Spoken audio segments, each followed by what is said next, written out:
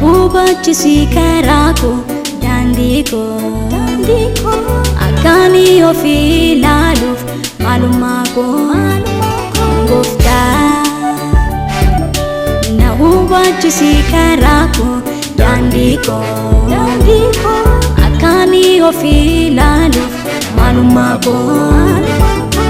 eessan jira iddoo ati naa geesse naa jabeessa daraa maaloo gooftaa ani deemu hin barbaadu barruu keerraa bu'u atis nan gatii naa adabii naa guddisi gooftaa mana kee keessatti hundee koo jabeessi atis nan gatii naa adabii naa guddisi gooftaa mana kee keessatti hundee koo jabeessi atis naa adabii naa guddisi mana kee keessatti hundee koo jabeessi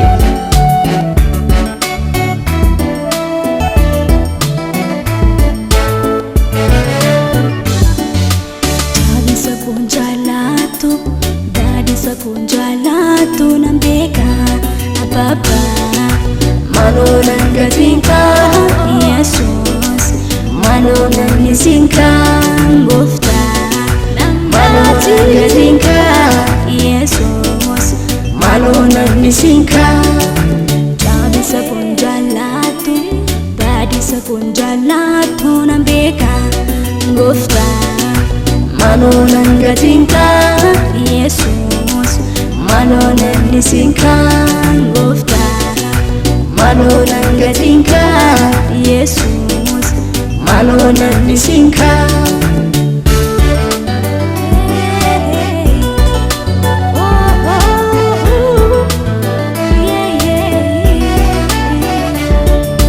kaalisaan dibamee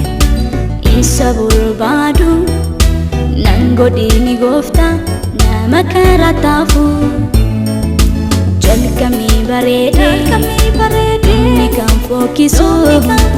an ta'uun barbaadu gonkumaa siniisu kaaleessaa dibamee isa barbaadu nan godhini gooftaa nama karaa taafu jalqabni bareedee inni kan fokkisu an ta'uun barbaadu gonkumaa siniisu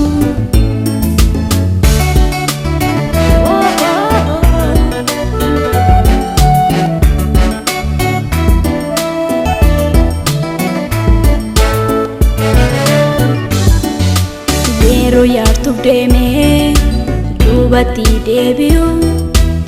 utuun siif hojjedhu waan biraaf bitamu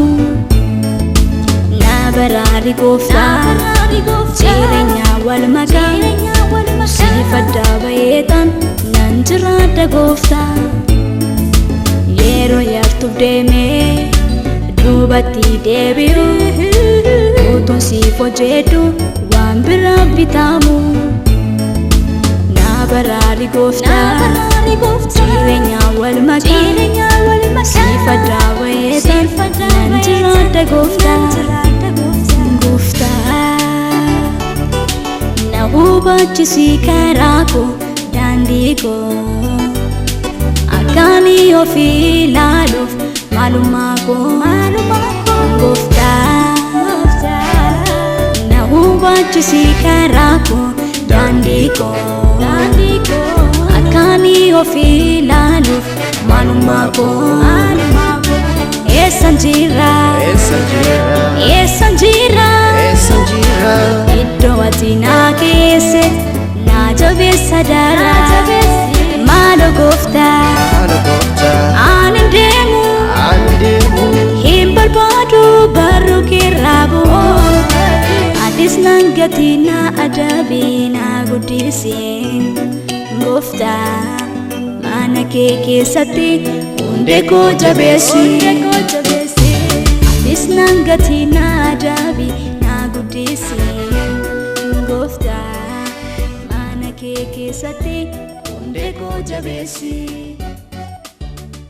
atis naa adabii Sabi na guddisi mana keke sate hunde ko jabesi